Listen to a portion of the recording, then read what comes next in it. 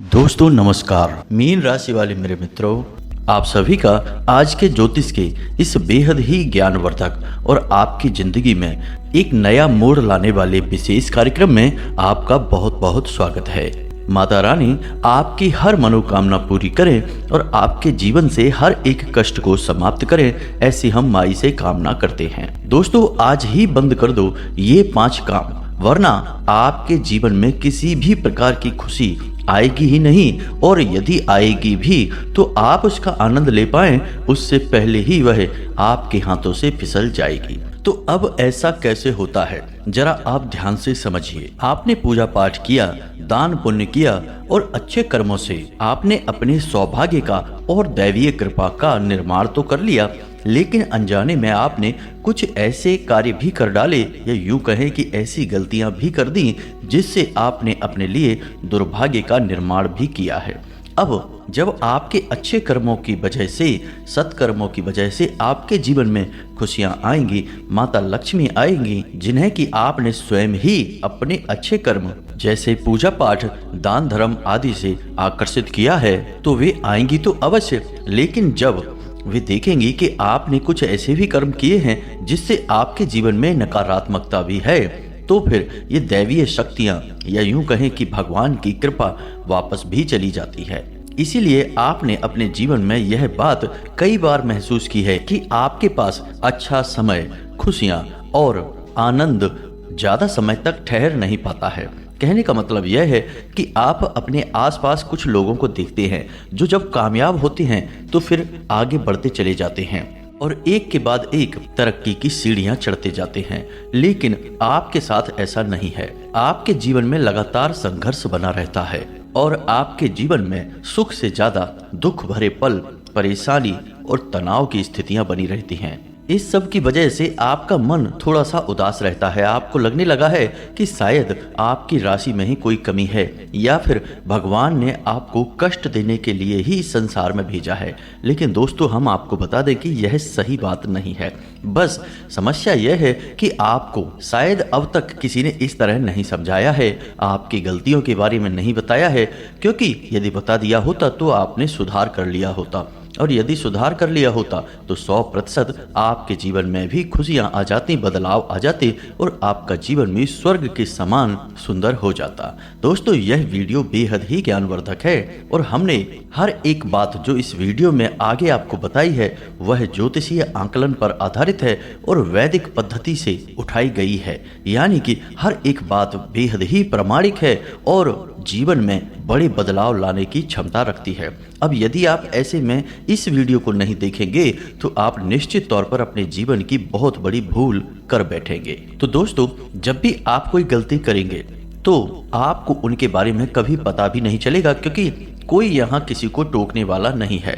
लेकिन उन गलतियों के किए गए परिणाम जब आपके सामने आएंगे तब आपको पता चलेगा कि आपने जरूर कोई गलती कर दी है जिसकी सजा आपको मिल रही है। कहने का मतलब यह है दोस्तों कि आप आज के इस वीडियो को पूरा देखें, क्योंकि यह वीडियो आपके जीवन में बहुत बड़े बदलाव लेकर आएगा। क्योंकि हम आपको ऐसी गूढ़, गहरी और गुप्त बातें बताएंगे जो अब तक आपको किसी ने नहीं बताई हैं। और इस वीडियो को बीच में छोड़ना या अधूरा देखना एक और गलती होगी जो कि आपको भविष्य में नकारात्मक या यूं कहें कि बुरे परिणाम लेकर आएगी। तो वीडियो पूरा देखें और जो हम आपको आगे वीडियो में बताने जा रहे हैं उन बातों को अच्छी तरह से समझने का प्रयास करें और उसे अपने जीवन में उतारने की कोशिश करें, और फिर देखें कि आपके देखते देखते ही आपका जीवन कैसे बदल जाएगा। और हमें पूरा विश्वास है कि इस वीडियो को देखने के बाद जब कुछ दिनों में आपके जीवन में महापरिवर्तन आएंगे तो आप निश्चित तौर पर हमारा धन्यवाद देंगे। जी हाँ दोस्तों, तो चलिए इस बेहद ही ज्ञानवर्धक और महान वीडियो की शुरुआत करते हैं। लेकिन इससे पहले माई को आभार व्यक्त करना, माई को याद करना बहुत ही आवश्यक है। तो चलिए सबसे पहले माई को याद करते हुए पूरे भक्ति भाव के साथ कमेंट बॉक्स में जय माँ भद्रकाली अवश्य लिखना। एक बार नहीं 3 बार लिखना, क्योंकि 3 अग्नि का सूचक है और यह प्रकृति, यह ब्रह्मांड भी त्रिगुणात्मक है, जैसा कि हमारे शास्त्रों में, वेदों में लिखा हुआ है। तो आपको 3 बार लिखना है। साथ ही साथ दोस्तों आप अपना नाम, अपना स्थान और अपने जीवन की मूल समस्या भी हमें कमेंट बॉक्स में लिखकर भेज दें। शनिवार के होने वाले सर्व मनोकामना पूर्ति हवन में हम आपके नाम से आहुतियां करवा देंगे और माई के दिव्य दरबार में आपके नाम से आपकी समस्या को लेकर अर्जी भी लगा देंगे। फिर देखना दोस्तों, आपके जीवन की हर एक समस्या माई की समस्या होगी, माई ही फिर उसे दूर करेंगे। आपके जीवन में देखते देखते ही बदलाव आने शुरू हो जाएंगे। इसी के साथ साथ माई के इस दास का आपसे एक छोटा सा निवेदन और है कि यदि आप हमारे चैनल पर पहली बार आए हैं तो आप इस चैनल को सब्सक्राइब अवश्य कर लें। बगल में जो घंटी का निशान है उसे भी अवश्य दबा दें। इससे आप हमारे और माई के इस दिव्य चैनल परिवार के सदस्य बन जाएंगे। फिर हम जो भी छोटा या बड़ा पूजा पाठ अनुष्ठान माई की सेवा में करेंगे उसका कुछ ना कुछ भाग हिस्सा आपको भी अवश्य ही प्राप्त होगा। क्योंकि दोस्तों, परिवार में कोई भी कार्य हो उसका कुछ ना कुछ भाग परिवार के हर एक सदस्य को प्राप्त होता ही है। तो फिर इस मात्र कृपा के शुभ कार्य का भाग आपको क्यों नहीं प्राप्त होगा। तो चलिए दोस्तों, इस शुभ कार्य को पहले करते हैं। चैनल को सब्सक्राइब करिए, फिर आगे बढ़ते हैं। दोस्तों, जीवन में जब हम आगे बढ़ते हैं अपने कार्यों की जिम्मेदारी खुद उठा लेते हैं। कहने का मतलब यह है कि हम घर गृहस्थी और इस संसार में डूब जाते हैं। उस समय हम इस भागदौड़ भरी जीवन में बहुत सारे ऐसे कार्य करने की कोशिश करते हैं जिससे कि ईश्वर की कृपा हमारे पास आकर्षित हो, भगवान हमारे ऊपर दया करें। इसी वजह से हम मंदिर जाते हैं, पूजा पाठ करते हैं, चालीसा, स्तुति और आरती का गायन करते हैं। बहुत अच्छी बात है, हमें करना ही चाहिए, क्योंकि इन सब बातों के बारे में हर जगह देखने सुनने को मिल जाता है। लेकिन दोस्तों, यहाँ पर परेशानी की बात यह है कि हम गलतियां जो करते हैं जाने में या अनजाने में, दोस्तों जानबूझकर तो आप कोई गलती नहीं करते हैं। कौन भला करता है गलत कार्य जानबूझकर, अनजाने में ही होता है। लेकिन कार्य चाहे जाने में हो या अनजाने में हो, उसका परिणाम तो प्राप्त होता ही है। क्रिया के खिलाफ प्रतिक्रिया तो होती ही है। तो आपको अनजाने में किए गए कार्यों का जब परिणाम प्राप्त होता है तो आप चौंक जाते हैं। आप कहते हैं कि हम तो पूजा पाठ करते हैं, भगवान की भक्ति में रहते हैं और शुभ कार्य भी करते हैं, अच्छे अच्छे कार्य भी करते हैं, दान धर्म भी करते हैं, फिर हमारे जीवन में कष्ट क्यों है, भगवान हमारी सुनते क्यों नहीं, हमें परेशानियां ही परेशानियां क्यों मिलती हैं। तो दोस्तों, इसका कारण यह है कि हम अनजाने में कुछ ऐसे कार्य भी करते हैं जो कि हमारी तरक्की, ये यूँ कहें कि ईश्वरीय कृपा के बीच में बाधक का कार्य करते हैं। तो दोस्तों, कैसा हो कि कोई हमें हमारी गलतियों को पहले ही बता दे तो हम जाने अनजाने में फिर इन गलतियों को कभी भी ना दोहराएं। और जब हम उन गलतियों को नहीं दोहराएंगे तो फिर हमें उनके परिणाम क्यों भुगतने होंगे। फिर वही होगा जो कि यह प्रकृति का विधान है, यानी कि आपके द्वारा किए गए अच्छे कर्मों का, सत्कर्मों का आपको संपूर्ण परिणाम प्राप्त होगा। जी हाँ दोस्तों, तो यह चमत्कारी वीडियो इसी विषय पर है। अब जो बातें हम आपको बताने जा रहे हैं उन्हें आप पूरे ध्यान से सुनें, बिल्कुल ही हर एक बात को अच्छी तरह से समझकर अपने जीवन में उतारें और फिर चमत्कार अपनी आंखों के सामने होते हुए देखें। तो दोस्तों, आपको बता दें कि यदि आपके अंदर बात बात पर क्रोध करने की आदत है, आपको गुस्सा आ जाता है, आप जल्दी से झगड़ा करने पर उतारू हो जाते हैं, फिर चाहे वह आपका घर हो, चाहे आपके घर के बाहर किसी से भी हो, लेकिन बात बात पर आपका यदि झगड़ा हो जाता है तो आप समझिए कि आपके जीवन में घोर नकारात्मकता वास कर रही है। यह आपको कभी भी आगे बढ़ने नहीं देगी। आप चाहे कितना ही प्रयास करिए, आपके हर एक प्रयास निष्फल होंगे, आपको नाकामयाबी ही हासिल होगी। जी हाँ दोस्तों, तो आपको अपने मन मस्तिष्क को जितना हो सके उतना शांत रखना है। ना केवल खुद शांत रहना है, क्रोध पर काबू पाने की कोशिश करना है, बल्कि अपने घर के माहौल को भी बहुत ही शांत और सुगम बनाकर रखना है। क्योंकि दोस्तों, रामायण में भी यह स्पष्ट तौर पर लिखा है कि जिस घर में बहुत शांति रहती है, प्रेम रहता है, वहाँ तरह तरह की संपत्तियाँ वास करने लगती हैं। जी हाँ दोस्तों, जहाँ सुमति तहाँ संपत्ति नाना। जी हाँ दोस्तों, तो याद रखिए, आपको खुद भी क्रोध पर नियंत्रण करना है और दूसरों को भी यही समझाना है जो आपसे जुड़े हुए लोग हैं कि क्रोध मत करो, शांत रहो, जीवन का आनंद लो। परेशानियां हैं तो उन्हें ईश्वर का प्रसाद समझकर ग्रहण कर लो, लेकिन रो नहीं, चिल्लाओ नहीं, किसी पर क्रोध मत करो। इससे आपका नुकसान बहुत अधिक होता है, दूसरों का कम। जी हाँ दोस्तों, दूसरा यह है कि यदि आपने अपने घर में फूलदार पौधे लगाए हैं तो कोई बात नहीं, ये तो बहुत अच्छी बात है, फूल वाले पौधे घर में होने चाहिए। लेकिन यदि कुछ पौधे ऐसे लगे हैं जो कांटे वाले पौधे हैं, यानी जिनमें कांटे उत्पन्न होते हैं, तो वे पौधे आपके घर में नकारात्मकता को आकर्षित कर रहे हैं। उन पौधों को तुरंत निकाल कर फेंक दीजिए, अपने घर से बाहर हटा दीजिए। जिस घर में कांटेदार पौधे लगे होते हैं उस घर में दरिद्रता का वास होता है, रोग और बीमारियां प्रवेश कर जाती हैं, फिजूल खर्ची होती रहती है, घर में पैसा रुक नहीं सकता है। आप चाहे कितना ही पैसा कमाइए, एक हाथ कमाएंगे दूसरे हाथ निकल जाएगा। जी हाँ दोस्तों, तो आप जाकर अपने घर में देखिए, ध्यान से देखिए, कहीं कोई ऐसा पौधा तो नहीं लगा है जिसमें कि कांटे हों। यदि ऐसा कोई पौधा है तो आप उसे निकाल कर बाहर कर दीजिए। जी हाँ दोस्तों, अब अगला जो बिंदु है वह आपके घर की रसोई से संबंधित है। यदि आपके घर की रसोई में जूठे बर्तन पड़े रहते हैं, जब भी आप देखेंगे तभी जूठे बर्तन पड़े रहते हैं, तो यह नकारात्मकता का सूचक है। यदि आपके घर के रसोई घर में गंदगी रहती है, खाने के सामान इधर उधर अस्त व्यस्त पड़े रहते हैं, बर्तन इधर उधर पड़े रहते हैं, तो यह भी नकारात्मकता को आकर्षित करता है, दरिद्रता का वास आपके घर में निश्चित कर देता है। जी हाँ दोस्तों, क्योंकि रसोई घर में मां अन्नपूर्णा का वास होता है। रसोई घर कोई साधारण स्थान नहीं है दोस्तों, आपके घर का पावर हाउस है रसोई घर। समझिए कि यदि आपके रसोई घर से दूषित खाना निकलेगा तो घर का हर सदस्य बीमार हो जाएगा और आपके घर में कितना ही पैसा आए वह बाहर निकल जाएगा।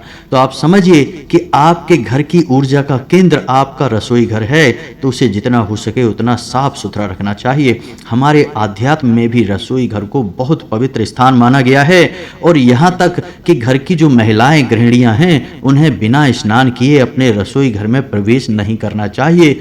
खुले केसों को लेकर, यानी खुले बालों के साथ अपने रसोई घर में प्रवेश नहीं करना चाहिए, और किसी भी हालत में रसोई घर में गंदगी नहीं रखनी चाहिए, रसोई घर में खाना नहीं खाना चाहिए, क्योंकि रसोई घर मंदिर से कम नहीं है दोस्तों, वहाँ पर माँ अन्नपूर्णा का वास होता है। तो रसोई घर में बेशक हम पूजा पाठ ना करें, लेकिन हम भोजन तो बनाते हैं और वह भी पूजा पाठ से कम नहीं है। जी हाँ दोस्तों, तो यदि आपको अपने जीवन में उन्नति चाहिए और आप चाहते हैं कि आपके घर में कभी भी बीमारियां ना आए, तो घर की महिलाओं को आप यह बताएं कि जब भी आप अपने रसोई घर में प्रवेश करें तो पहले माता अन्नपूर्णा का ध्यान करते हुए रसोई घर में प्रवेश करें, हाथ जोड़कर नमन करें कि हे माता, हमारे भोजन पर, हमारे जीवन पर ऐसी कृपा करें कि हम कभी बीमार ना हो, हमेशा स्वस्थ रहें और पूर्ण रूप से सात्विक और आध्यात्मिक रहें। ऐसा भोजन हमारे हाथों से बने। फिर आप देखिए दोस्तों कि आपके जीवन में कैसे विचित्र और अद्भुत बदलाव आने लगेंगे कि आपको सब कुछ सकारात्मक होता दिखाई देगा। जी हाँ दोस्तों, और एक और छोटी सी बात हम आपको बता दें कि आपके घर में जो रोटियां बनती हैं, हम पहले भी अपने कई वीडियो में यह बात बता चुके हैं, फिर से बता रहे हैं कि आपके घर में जो रोटियां बनती हैं उसमें पहली रोटी गाय की और आखिरी रोटी कुत्ते की बननी चाहिए।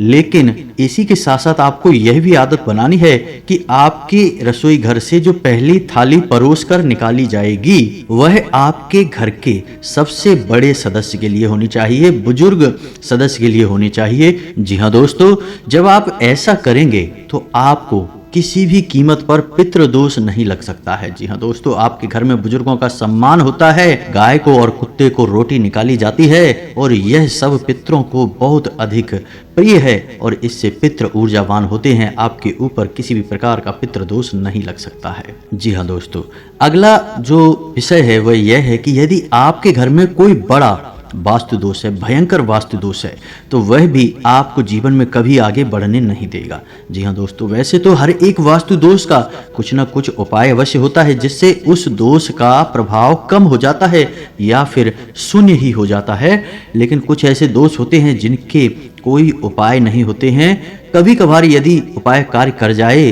तो फिर आपका सौभाग्य मानिए, वैसे साधारण तौर पर इन दोषों के कोई उपाय नहीं होते हैं। जैसे कि आपके घर का ईशान कोण यदि प्रदूषित है, उसमें गंदगी रहती है, वह भारी है, वहाँ प्रकाश की भरपूर व्यवस्था नहीं है, तो वह एक बड़ा वास्तु दोष है। आपके घर का ब्रह्म स्थान यदि भारी है, उस स्थान पर आपने कुछ वजनदार चीजें रख रखी हैं, वह भी गंदा रहता है, जूते चप्पल आदि पड़े रहते हैं, प्रदूषित रहता है। और यदि ब्रह्म स्थान पर आपकी किचन वगैरह है तो यह एक बड़ा वास्तु दोष उत्पन्न करता है और इससे आपको जीवन में कभी सुख समृद्धि हासिल नहीं हो सकती। और दोस्तों, इन वास्तु दोषों का कोई विशेष उपचार है नहीं, इनका एक ही उपचार है कि इन वास्तु दोषों को मिटाया जाए और निर्माण को बदला जाए। जी हाँ दोस्तों, जो कि सामान्य तौर पर संभव नहीं है। तो जब भी आप कभी अपने जीवन में घर बनवाएं तो विशेष तौर पर यह ध्यान रखें कि कोई बड़ा वास्तु दोष उत्पन्न ना होने पाए। अपना घर वास्तु के अनुसार ही बनवाएं, आपके जीवन में सब कुछ अपने आप सकारात्मक हो जाएगा। वास्तु है क्या? वास्तु असल में घर की ऊर्जाओं को व्यवस्थित करने की, साधने की एक विधि है। तो यदि आप घर की ऊर्जाओं को पहले ही व्यवस्थित कर देंगे तो फिर नकारात्मक ऊर्जा आपके घर में कभी भी प्रवेश ही नहीं कर पाएगी। तो वास्तु दोष को विशेष तौर पर ध्यान में रखें दोस्तों। हम समय समय पर अलग अलग वास्तु दोष के निवारण के लिए कई वीडियोज में जानकारी लेकर आते रहते हैं और कुछ ऐसे शक्तिशाली वास्तु उपाय भी आपको हम बताते हैं। जैसे धन का कटोरा एक ऐसा उपाय था जिसको करने से कई लोगों के जीवन में बड़े बदलाव आए हैं। तो आप हमारे वीडियोज को नियमित तौर पर देखा करिए, हम आपको कई विशेष उपाय अपने वीडियो के बीच बताते रहते हैं। जी हाँ दोस्तों, अब इसी से जुड़ा हुआ अगला आपका विषय है कि यदि आपके घर में शाम के समय और सुबह के समय दरवाजे पर साफ सफाई नहीं रहती है, गंदगी रहती है और शाम के समय आपके दरवाजे पर अंधेरा रहता है, रात में भी अंधेरा रहता है, तो यह आपके लिए शुभ नहीं है। दोस्तों, आप अपने दरवाजे पर प्रकाश की उचित व्यवस्था करिए। जी हाँ दोस्तों, और रात भर एक ऐसा बल्ब लगाइए जो प्रकाशित होता रहे, जलता रहे। और यदि आपके दरवाजे पर कोई नेम प्लेट लगी है तो उस पर भी आप प्रकाश अवश्य डालिए। आप देखेंगे कि आपके जीवन में सकारात्मकता प्रवेश करने लगेगी। और इससे भी खास बात हम आपको यह बताएं कि आपको सुबह शाम अपने घर के दरवाजे पर झाड़ू वगैरह लगवानी चाहिए, साफ सफाई रखनी चाहिए, क्योंकि सुबह के समय भगवान श्री हरि विष्णु माता लक्ष्मी के साथ इस संसार के भ्रमण पर निकलते हैं। और यदि आपका घर उन्हें अच्छा लगेगा, सुंदर होगा, अनुकूल होगा, तो स्वयं भगवान श्री हरि विष्णु माता लक्ष्मी के साथ आपके घर में प्रवेश कर जाएंगे। और इसी प्रकार शाम के समय भगवान भोलेनाथ माता पार्वती के साथ इस संसार के भ्रमण पर निकलते हैं। तो शाम के समय और सुबह के समय विशेष तौर पर हमें अपने घर के दरवाजे पर साफ सफाई का ध्यान रखना है और हो सके तो जल का सिंचन करके एक चौक बनाकर दीपक गाय के घी से बना हुआ अवश्य जलाएं। ये बहुत ही अधिक शुभ है। जी हाँ दोस्तों, हो सके तो शाम के समय अपने घर की देहरी का पूजन अवश्य कर लें, क्योंकि देहरी पर जो आपका घर है उसकी जो देहली है वहाँ पर हमारे कुल देवी या कुल देवता का वास होता है। जी हाँ दोस्तों, तो इस लिहाज से भी आपके घर के दरवाजे की साफ सफाई बहुत आवश्यक हो जाती है। इससे ना केवल भगवान श्री हरि विष्णु, भगवान भोलेनाथ प्रसन्न होते हैं, बल्कि आपकी कुल देवी या कुल देवता का आशीर्वाद भी आपको प्राप्त होता है। जी हाँ दोस्तों, यदि आपके जीवन में ये सब चीजें शामिल नहीं हैं तो आप हमारे कहने से कुछ दिनों के लिए इनको अपने जीवन में शामिल करके देखिए।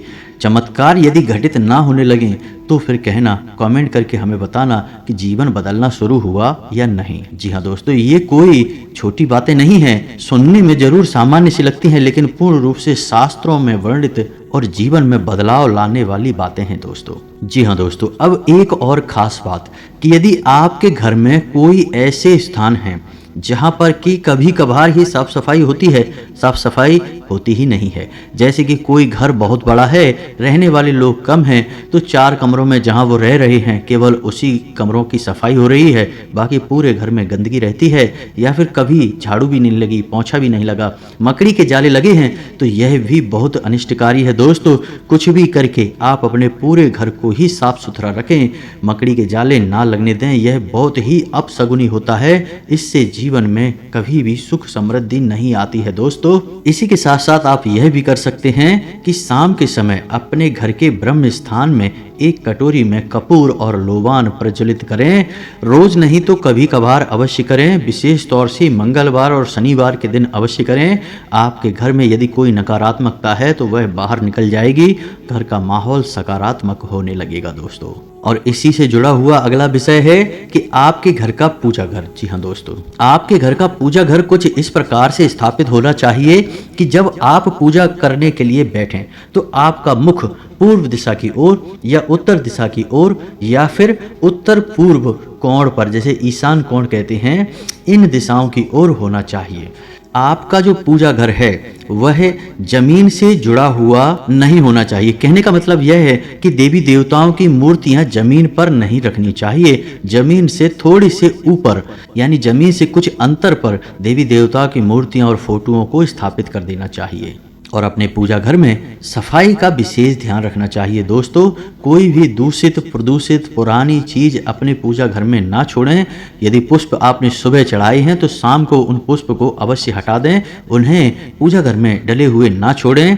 यदि आपने जो दीपक में प्रज्वलित किया था उसमें बाती यदि आपकी बची रह गई है तो उस बाती को जितना जल्दी हो सके पूजा घर से हटा दें, दीपक को धो दें और साफ करके वहां पर रख दें। जी हाँ दोस्तों, इन चीज़ों का आप ध्यान रखेंगे तो आपके घर में सकारात्मक ऊर्जा वास करने लगेगी, माता लक्ष्मी का भी वास हो जाएगा। जी हाँ दोस्तों, अब आपको एक विशेष बात का ध्यान रखना है कि आपके घर में जो घर का मुखिया है उसे सूर्योदय के पहले जागना चाहिए। जी हाँ दोस्तों, आपके घर की महिलाओं को भी सूर्योदय के पहले जाग जाना चाहिए। वैसे तो हो सके तो घर के सभी सदस्यों को सूर्योदय से पहले जाग जाना चाहिए, लेकिन घर के बड़े बुजुर्ग और महिलाओं को तो निश्चित तौर पर जागना ही चाहिए और सूर्यास्त के बाद भोजन नहीं करना चाहिए। जी हाँ दोस्तों, इस बात के कई शास्त्रीय प्रमाण मिलते हैं कि जिस घर में लोग सूर्योदय के बाद भी सोते रहते हैं और रात्रि में अंधकार होने के बाद भोजन ग्रहण करते हैं, उस घर में दरिद्रता का वास निश्चित हो जाता है। लोगों को मति भ्रम होने लगते हैं और कलह क्लेश का माहौल उत्पन्न होने लगता है। अब कुछ छोटी छोटी सी बातें हैं जिनको भी आपको ध्यान में रखना होगा, और यदि आपके अंदर ये बातें नहीं हैं लेकिन आपके आसपास के लोग इन बातों में लिप्त रहते हैं तो आप उन्हें समझाएं, और यदि नहीं समझते हैं तो आप उस माहौल को छोड़ दें, उसमें शामिल ना रहें। तो अब वो बातें क्या हैं? जब भी आप किसी ऐसे माहौल में बैठें कि वहाँ पर लोग दूसरों के बारे में बुरी भली बातें करते हैं, उल्टी सीधी बातें करते हैं और इस बात में आनंद प्राप्त करते हैं, यदि आपके अंदर भी यह गुण है तो आप इसे तुरंत छोड़ दीजिए दोस्तों, क्योंकि ऐसे में आप उसका नहीं स्वयं का बहुत बड़ा नुकसान कर रहे हैं। क्योंकि आप किसी के बारे में यदि कुछ गलत बोल रहे हैं, बेशक उसकी बुराई कर रहे हैं, तो जो नकारात्मकता उत्पन्न हो रही है वह उसके पास नहीं जा रही, वह आपके पास एकत्रित हो रही है। इससे आपका ऊर्जा क्षेत्र प्रदूषित हो रहा है। तो यदि आपके घर के लोग इस तरह से चर्चाएं करते हैं तो आप उन्हें रोकें और उनसे कहें कि किसी अच्छे विषय पर चर्चा करिए, किसी धार्मिक विषय पर चर्चा करिए, लेकिन किसी की भी पीठ के पीछे किसी प्रकार की चर्चा ना करिए, ना बुरी और ना ही भली। जी हाँ दोस्तों, दो चार बातें बोल देना कोई बड़ी बात नहीं है, इससे कोई फर्क नहीं पड़ता है। लेकिन लोग जब आनंद ले लेकर किसी की बुराइयां करते हैं, किसी के खिलाफ अनाप शनाप बातें करते हैं, तब बड़ी नकारात्मकता उत्पन्न होती है और वह आपको प्रभावित करती है। तो आपको ऐसे माहौल से बचना है, ऐसे लोगों से बचना है। जी हाँ दोस्तों, साथ ही साथ आपको स्वयं को अपने जीवन में कुछ नियम अवश्य बनाने हैं। यदि हो सके तो एक बार आपको हनुमान जी के मंदिर जाकर हनुमान चालीसा का पाठ अवश्य करना है। और यदि आपको असुरक्षा की भावना घेरे रखती है, जो कि आपको निश्चित तौर पर घेरती है, यानी भविष्य को लेकर चिंताएं और डर आपके मन में लगातार बने रहते हैं, आपको रात में बुरे सपने आते हैं, नींद आने में आपको बहुत देर होती है, यानी कभी कभी ऐसा होता है कि रात पूरी निकल जाती है, आधी रात हो जाती है और आपको नींद ही नहीं आती है, तो यह अवस्था बहुत खतरनाक है। इसका मतलब यह है कि गहरी नकारात्मक ऊर्जा ने आपको घेर रखा है। तो ऐसे में आपको नित्य हनुमान चालीसा का पाठ करना है और श्री हनुमान कवच का भी पाठ करना है। जी हाँ दोस्तों, इसी के साथ साथ मंगलवार को कम से कम 7 मंगलवार तक आप हनुमान जी को चोला अवश्य चढ़ाएं। आपके मन से सारे डर दूर हो जाएंगे और आपको मन वांछित फल और परिणाम प्राप्त होने शुरू हो जाएंगे। अंत में आपसे बस यही कहना चाहेंगे कि भगवान भोलेनाथ जो सबके स्वामी हैं, देवादि देव हैं, आदि योगी हैं जिनके लिए सब एक समान है, चाहे भूत हो, पिशाच हो, इंसान हो, देव हो, दानव हो, उन्हें कोई फर्क नहीं पड़ता। उन्होंने नकारात्मक और सकारात्मक सबको एक भाव से अपने में समाहित कर रखा है। तो यदि आपके जीवन में कलह क्लेश बहुत रहता है और विशेष तौर से आपके जीवन में कर्ज को लेकर परेशानी बहुत अधिक है, यानी कर्जा आपके जीवन से निकल ही नहीं रहा है, चुक ही नहीं रहा है, तो आपके लिए एक विशेष उपाय है जो भगवान भोलेनाथ से जुड़ा हुआ है। यदि आपको इस विषय पर एक वीडियो चाहिए तो आप कमेंट करके हमें बताएं कि भगवान भोलेनाथ का कर्ज निवारण वाला वीडियो बनाइए। हम आपको विशेष वीडियो बनाकर इस विषय पर दे देंगे और आप विश्वास रखिए, हम गारंटी लेते हैं कि आप इस उपाय को करिए, उसके बाद आपको कुछ करने की ज़रूरत नहीं है। आपका कर्जा खुद ब खुद चुक जाएगा। स्वयं भगवान भोलेनाथ आपका कर्जा चुकाएंगे। कई बहुत ही बड़े प्रमाण हैं हमारे पास कि लोगों के लाखों के कर्जे चुक गए और उनका जीवन बहुत ही सुंदर हो गया। दोस्तों, तो यदि आपको इस विषय पर वीडियो चाहिए तो आप कमेंट करके बताएं और हम आपको वीडियो बनाकर दे देंगे। इसी के साथ साथ आज के इस वीडियो को विराम देते हैं। कमेंट में पूरे भक्तिभाव के साथ जय माँ भद्रकाली लिखना ना भूलें। साथ ही साथ चैनल को सब्सक्राइब करके बेल आइकन को भी अवश्य दबा दें। मिलते हैं अगले ज्ञानवर्धक वीडियो में, तब तक के लिए धन्यवाद। जय माता की।